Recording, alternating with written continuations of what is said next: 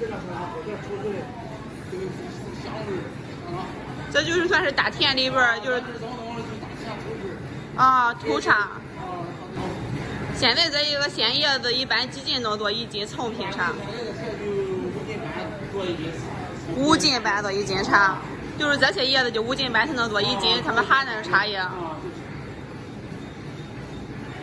那这个压球，还有壶，压克壶，卡泡，浓度好，口感也好。这两天这个茶叶是不是就是已经说是进入乐山茶特别好的时候了？现在的这个5·1的期间，5月4号，从4号5月4号这个乐山茶的这个大田是最好期间。这个压球，俺吃压球，还有壶，咱一车一人吃过大扁茶，过那个扁茶，这就大的中针，大中针，质量很好。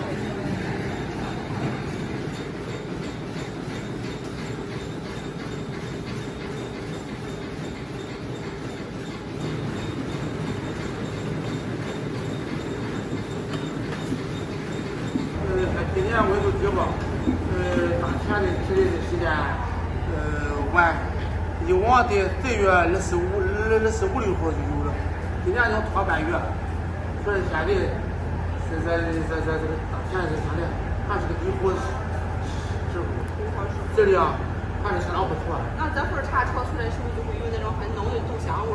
很浓豆香味，也有很有糊度，你看这小压球，还很细哦。今年因为说温度低，提的晚。然后在往年这么说，在5月17号至20号就过了，基本就是没皮了，就是属于春末。现在这还是好时候。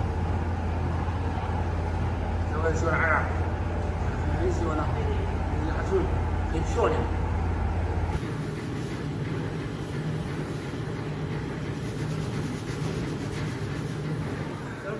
相当好，质量相对是这个期间也是很不错，味儿，这个浓香味儿也很好。这一个是不是就可以有那个豆香味儿了？现在刚出来的豆香味儿。刚出来这个豆香味儿哈。豆香味儿，这个茶叶在这几年也是很传大庄最好的季节，豆香味儿也很浓，汤色很绿，口感很好。